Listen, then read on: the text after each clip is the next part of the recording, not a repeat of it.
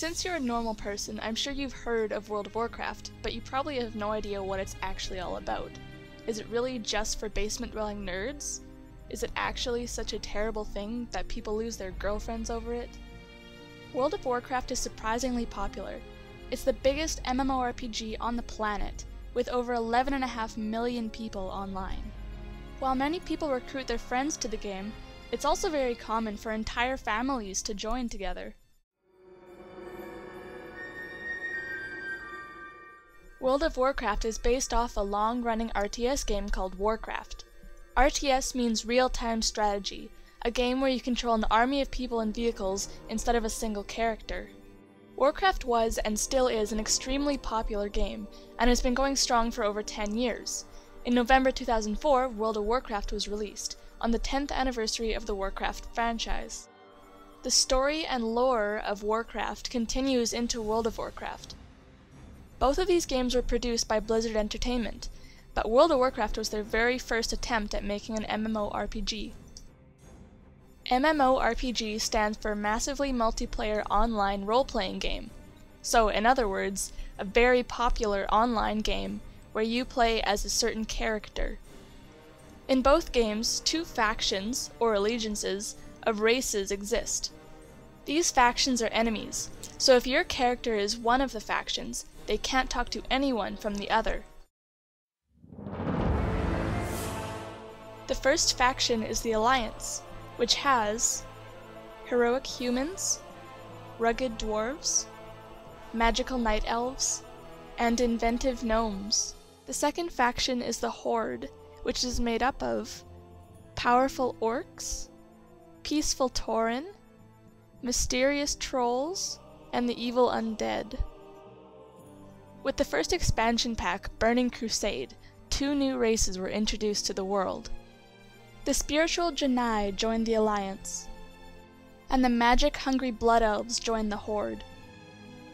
And with the third expansion, Cataclysm, 2 more races will be introduced. The Worgen will join the Alliance, and the Goblins will join the Horde.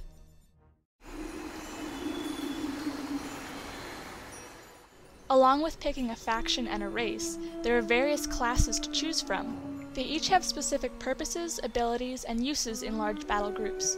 Some classes are restricted to a few races. You may pick one, and it's permanent. Warriors are the powerhouses of WoW, able to take massive amounts of damage and deal just as much. Rogues are stealthy and prefer to sneak up on their prey. They deal huge amounts of damage but can't take very much. Shamans have multiple purposes, being able to deal damage as well as heal. They use totems and spells to excel in magic.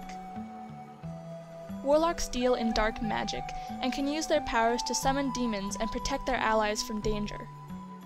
Druids are in tune with nature and can transform into different animals. Depending on their form, they can deal damage, take damage, or heal. Hunters attack from a distance, and they deal a lot of damage. They can also tame a wild animal for their pet, which will help them in battle. Mages are masters at magic, and are excellent at dealing damage. They can also summon portals, which can make traveling a lot faster. Paladins use holy power to kill their enemies as well as protect their friends. They are good at defense and will always outlast their opponent.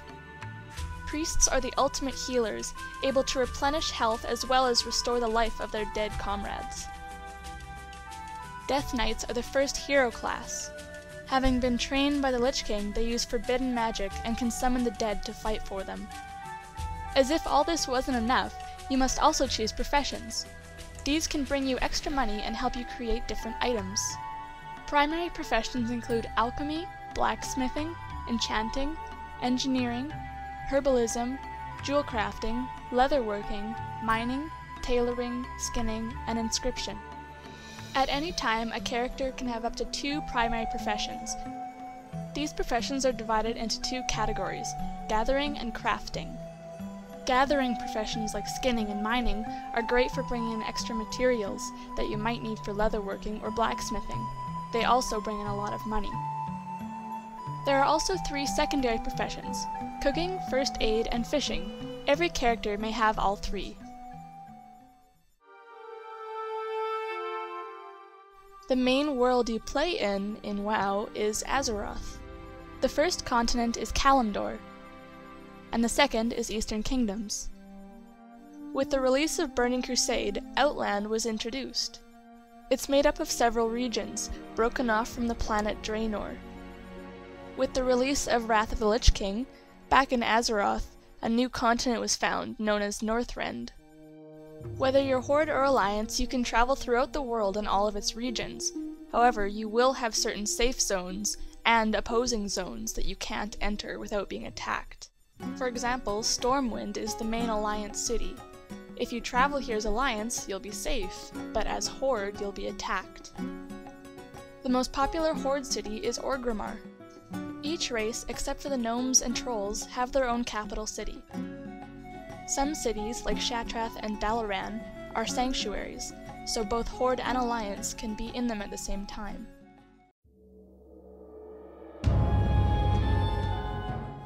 As you play World of Warcraft, you gain experience. You can gain experience by killing monsters and completing quests.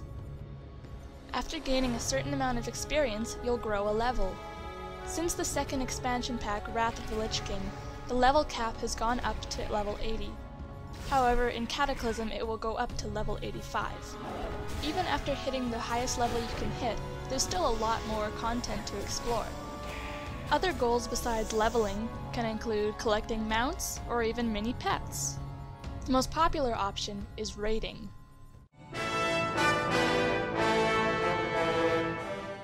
Throughout the game, there are many dungeons you can explore, filled with high-level monsters and very rare items. You could compare these to the bosses you might find in other games, that are extra difficult but give you much better rewards than regular leveling. These dungeons should be explored with multiple people because of their difficulty level. Because of the huge number of people who play the game, a helpful tool called instances are available. These are special areas where your group or party can go into and complete the dungeon privately without other players interfering. Raids are just instances with more people, up to 40 to be exact. Guilds, which are clubs that players create and can join, often specialize in raiding, arranging multiple nights of the week when guild members will get together in a group and complete a dungeon. Guild members work together to earn achievements, superior armor and weapons, rare pets and mounts, and complete the story of the game itself.